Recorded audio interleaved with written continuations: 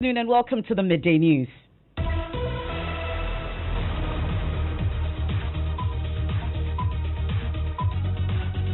And this bulletin is coming to you live from the Joy 99.7 FM studios. Here in Kukumlimle is our digital address GA0993341. Also live on Love 99.5 FM in Kumasi. Affiliates across the country, including A1 Radio in Bolgatanga, Volta Premier in Ho, and ATL FM in Cape Coast. We are around the world at myjoyonline.com. In this edition, Jamestown Police launches investigations into alleged assault of Odododiodio MP Nilante Vanderpoy by national security operatives. All of a sudden, I saw these boys, numbered about 12, coming into the police station without any provocation. I got punches on my chest. After punching me on the chest twice, I just got a blow to my face. But his account is being disputed by the NPP candidates for the constituency. From what I gather, there are these boys who have converted from the NDC to MP, and I think they have scores to settle with the MP. We have details of that. Minority in Parliament demands details of how recruitments were undertaken for a JAPA deal, particularly with regards to Gabi Otredako and Databank. We want to know and we demand for and on behalf of the people of Ghana how the procurement process was done of Gabi Otredako, the cousin of both President Nana Akufo-Addo and Ken Ofori-Atta, and the other legal entities that have been named. We have details of an ongoing press conference also. People who will take antigen tests, the results may not be correct. No, about between $10 to about $20 for one test. Officials of Noguchi Institute and government clash over COVID-19 testing for passengers. We'll hear from Aviation Minister Kofi Ada, who claims the advice for the testing and $150 charge came from the institute. And Noguchi says it costs $10 to $20. That's not what we got from them. All these numbers came out of the Noguchi experts advising us what to do. We have sports.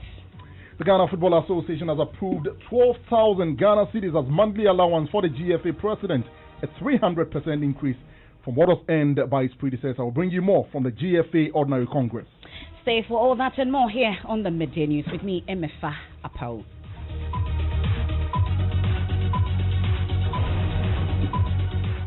And we head off to the Odododiodio constituency, where the Jamestown Police has launched investigations into an alleged case of assault of the MP Nilante Vanderpoy.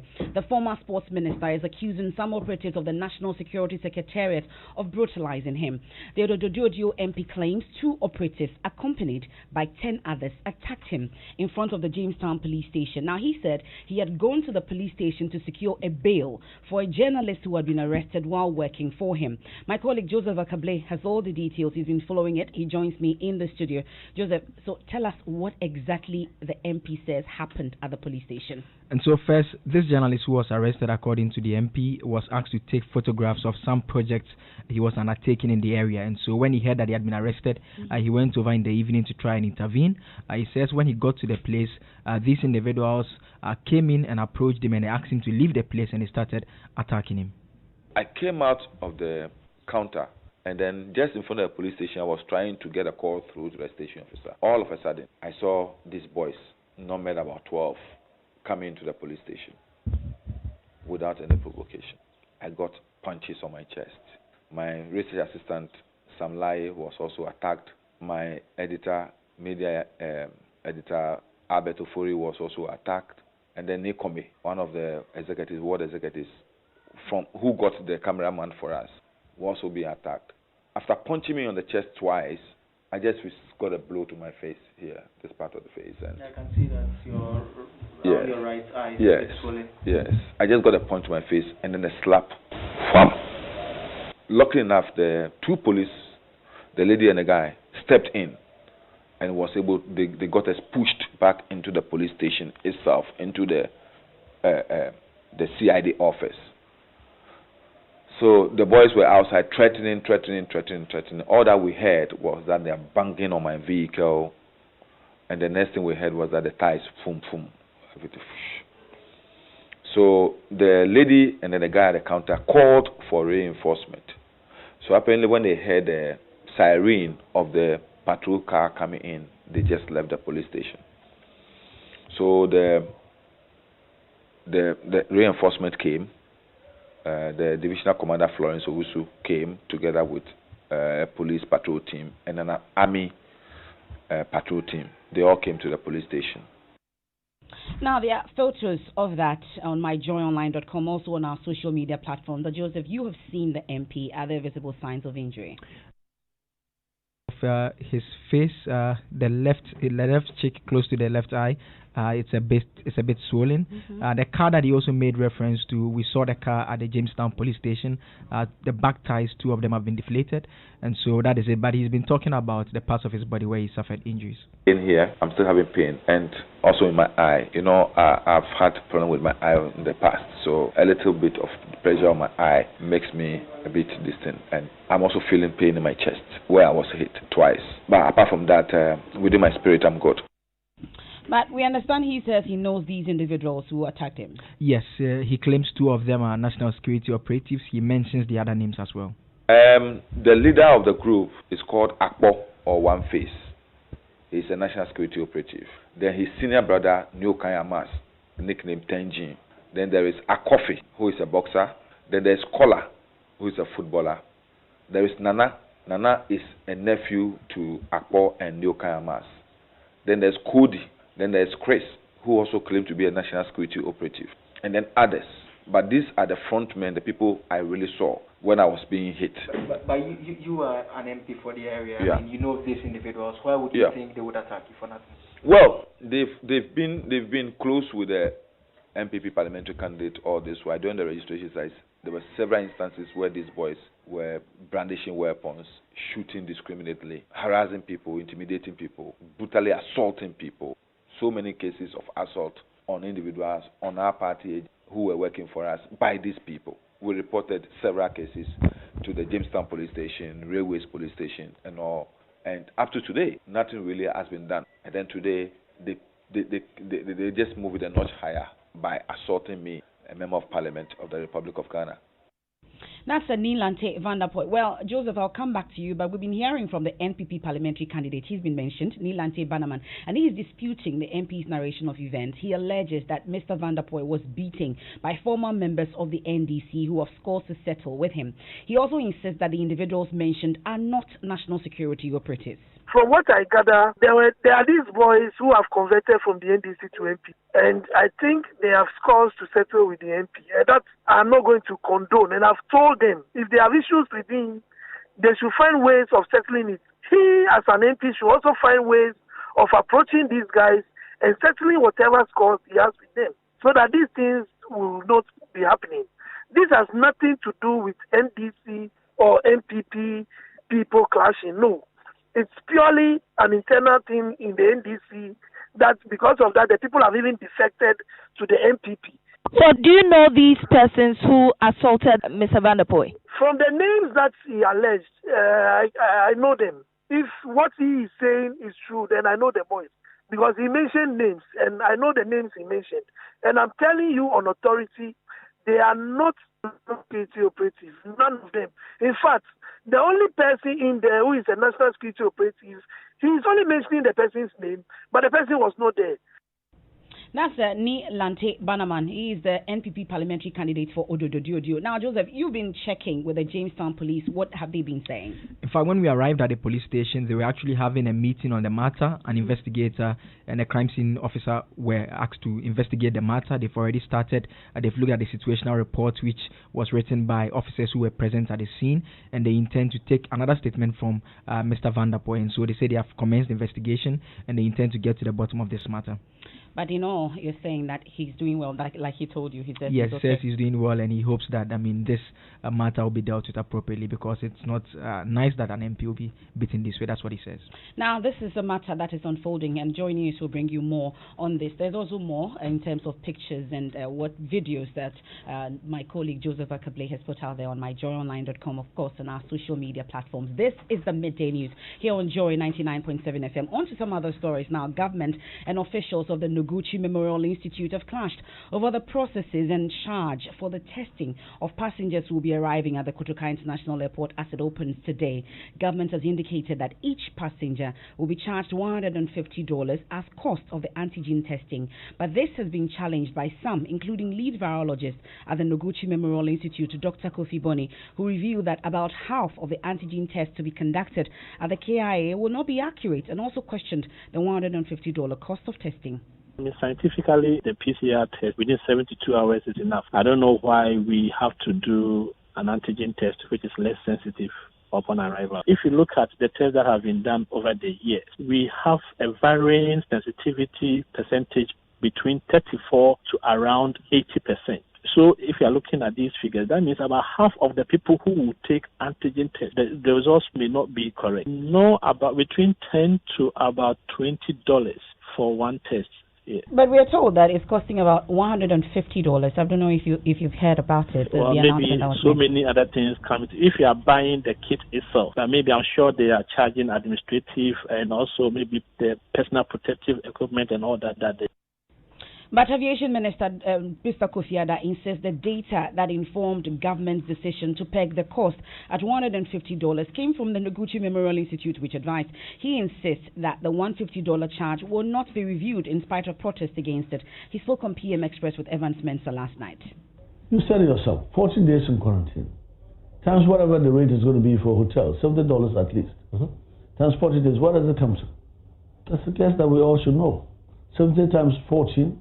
It's giving us something about $200. That's against $150. I think it's bearable.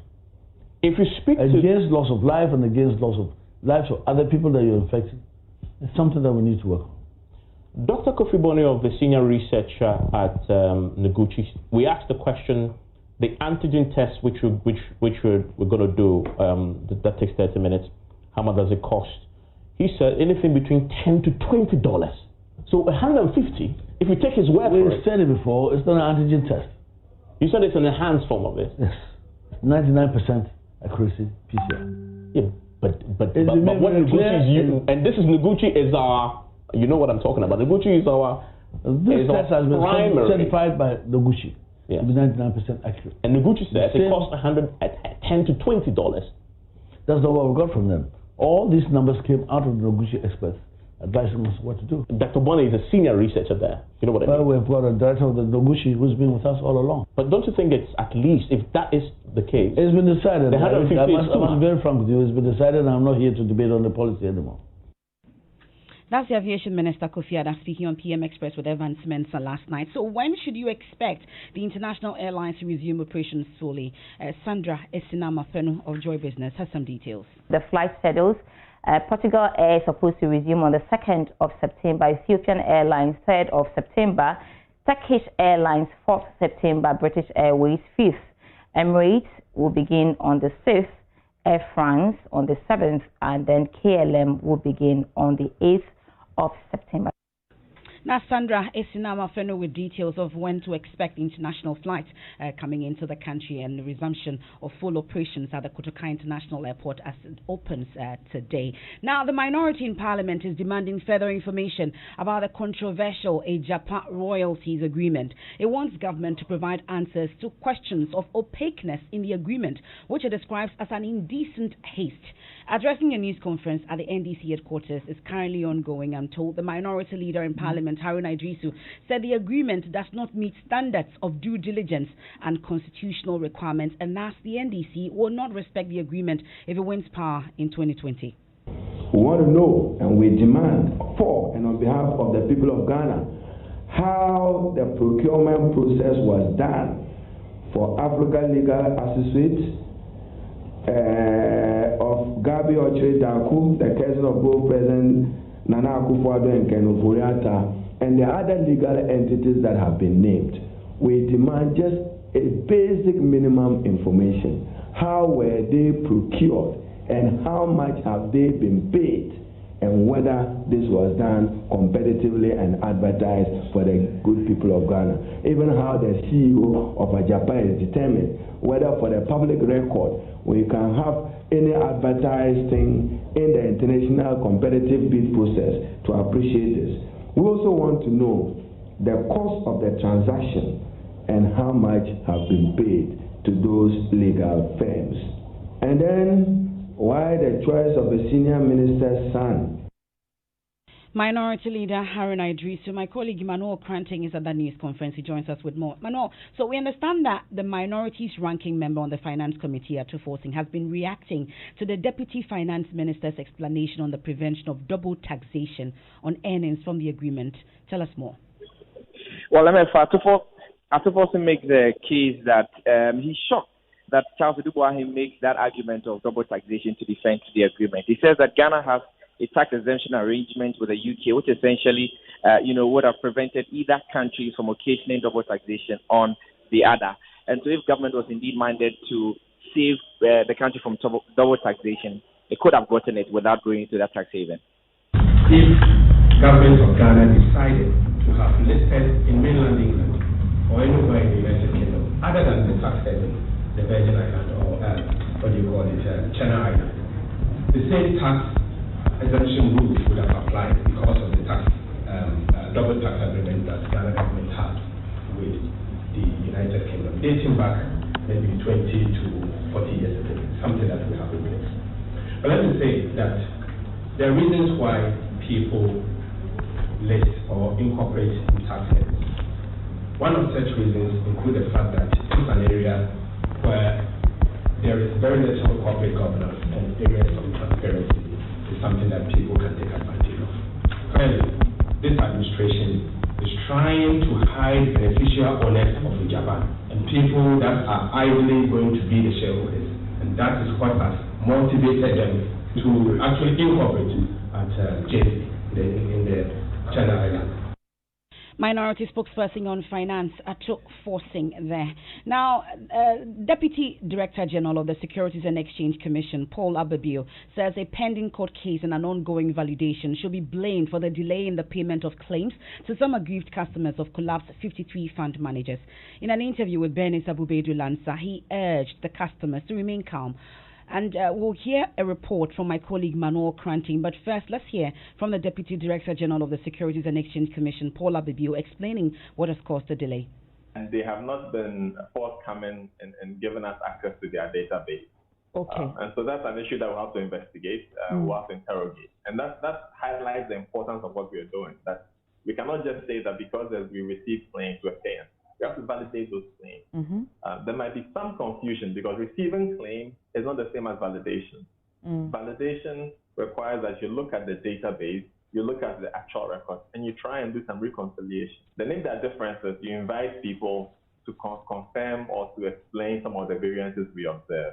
Okay. So that is the process we need to follow. So bottom line is, customers, especially of Black Shield, would have to exercise a bit of patience. One, because of a court case that you are engaged with Black Shield, and also because the validation process is still ongoing. Yes, exactly. All right. Okay.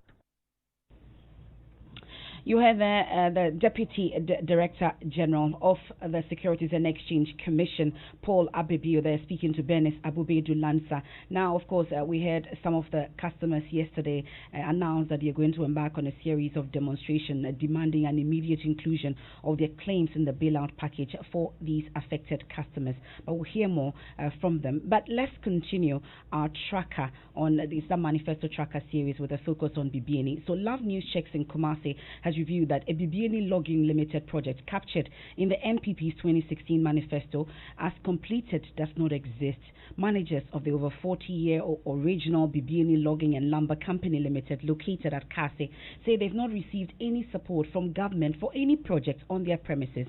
Meanwhile, a Unij garment company listed as completed at Asokwa, also in Kumasi, was found to be at the ground stage. Love FM's Erastus Asaridonko has been finding out more.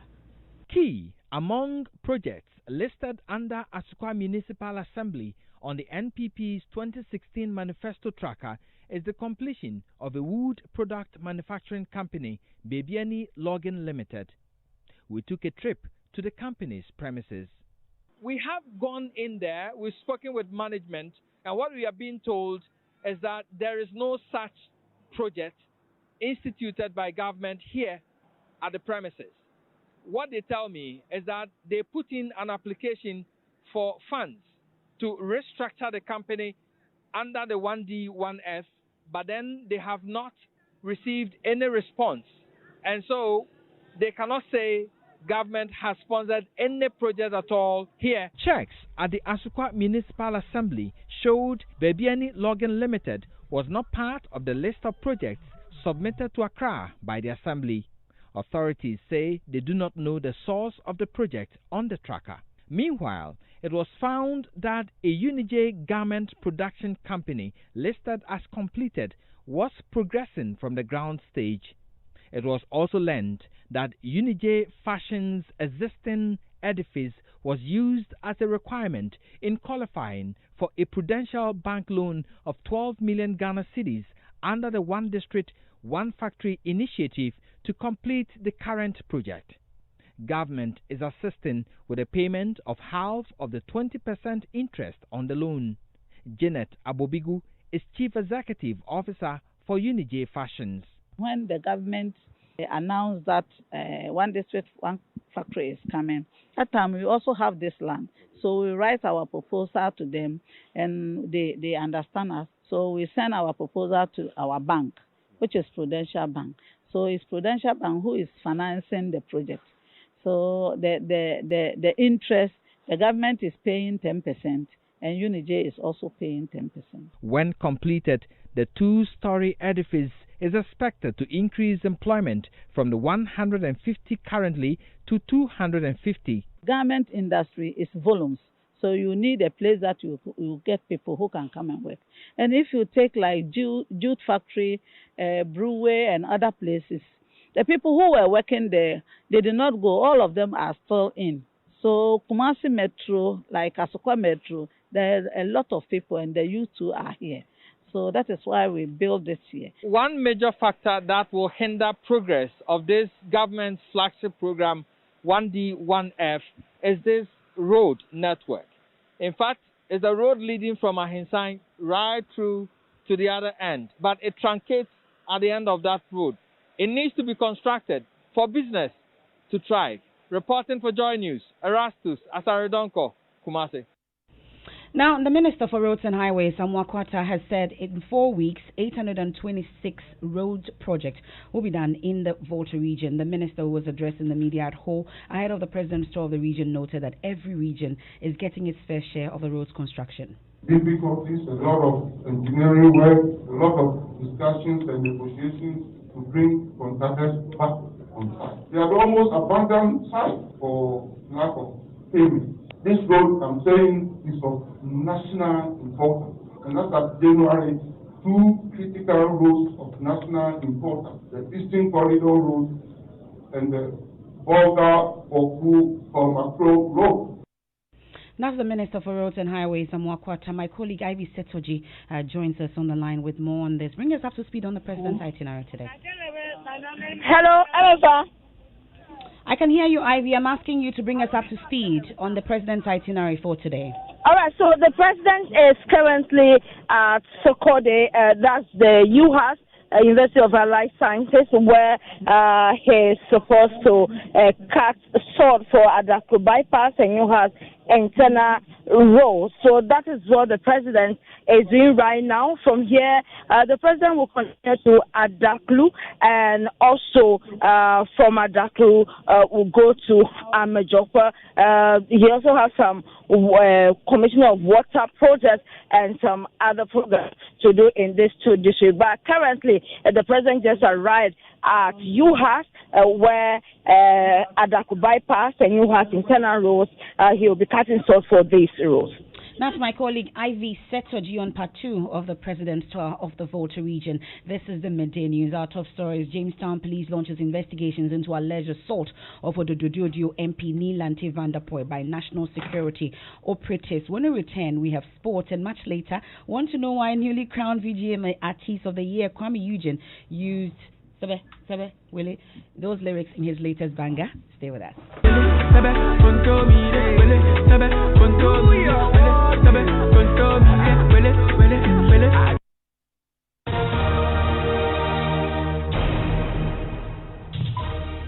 Thanks for staying with us. Let's do sports. Huntsman Sando, as always, has the latest. Emefa, the Ghana Football Association Ordinary Congress has approved a new monthly allowance scheme for its executives.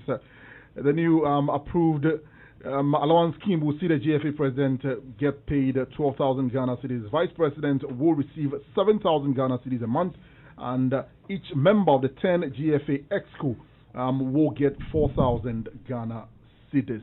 My colleague Muftar Abdullah Nabila is on the ground for us. And hi, Muftar. Hi, Hans. 12,000 approved for Keso Kreku and the subsequent GFA president. That's a massive 300% increase on what Mr. Kwesinyan Tichi was earning previously. Were there any eyebrows raised by any of the members? There were so many eyebrows raised by so many members of Congress. Alhaji Gruza notably said that 12,000 Ghana cedis for the president was too much. He cited examples of the previous leadership of the Ghana Football Association, who all worked for the association without taking any allowances. He also talked about other members of the Executive Council who were all not taking anything. So the allowances of 12,000 Ghana cedis was too much. He cited examples of also the city allowances of 1,600 Ghana cedis was also too much. He said, assuming they sit for like 3 times in a month, that would take the figure to about almost 4,200 or 100 Ghana cedis. Right, Mukhtar, any other things approved by Congress? Of 71 million Ghana cedis for the next financial year has also been approved, and then the budget for which we reported that the GFA were tabling 14 million Ghana cedis for the October 26 to June 30 was also approved. So all the reports that were put out by Joyce Pauls last month have all been approved. Thank you very much, Muftar Abdullah and Nabila from the Ghana Football Association Ordinary Congress. That's your sport. Thank you very much, Hans. Now, for many years, people in Bontebo in the Oti region worked long hours, risking encounters with snakes and other reptiles to fetch drinking water. Now, a borehole constructed by Promasido Ghana Limited, producers of cowbell, has become a game changer for a community in desperate need. Here's a report by Justice Beidou. Forgive Pogli hasn't made this journey in a while. Once upon a time, this was a daily routine.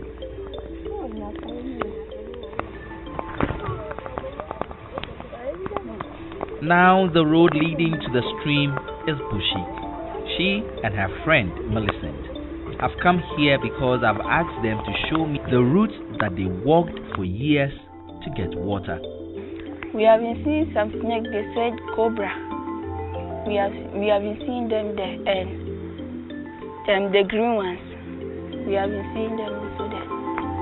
This is Bontebo, the community where Forgive comes from. No electricity, a rundown road network, and no mobile telephony network. In 2019, Promasido Ghana Limited built this borehole here.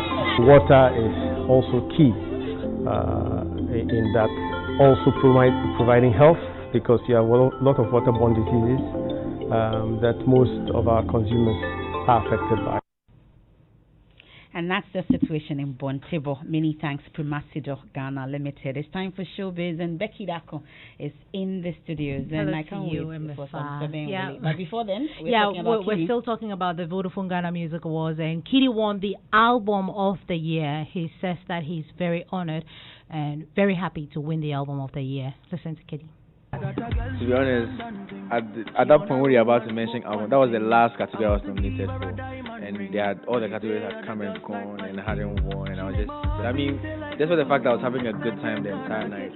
You know, at that point I started thinking, Charlie, I'm come to go with nothing. So when they started nominating, like mentioning the nominees for album of the year, and Kwame was sitting right in front of me, and was like, you win this. And I was like, are you sure? Because the category is tough, everybody can win. Let's bet. So as at now, I owe Kwame 200 Ghana. Because we bet that he said I was going to win, and I was like, nah, I think let's see how it goes. This is not an award for a song, like a song that hits. It was like an album for a collection of songs. So for the collection of songs to be appealing to people to get nominated to win, like it's mind-boggling for me, and I'm really honored. Like it's wild. Definitely, I've started working on my second album already. It's like 80% done. Yeah, so God willing, 2021 we'll have that out. But this year I decided to tease people with the Blue EP, so the Blue EP is still out there.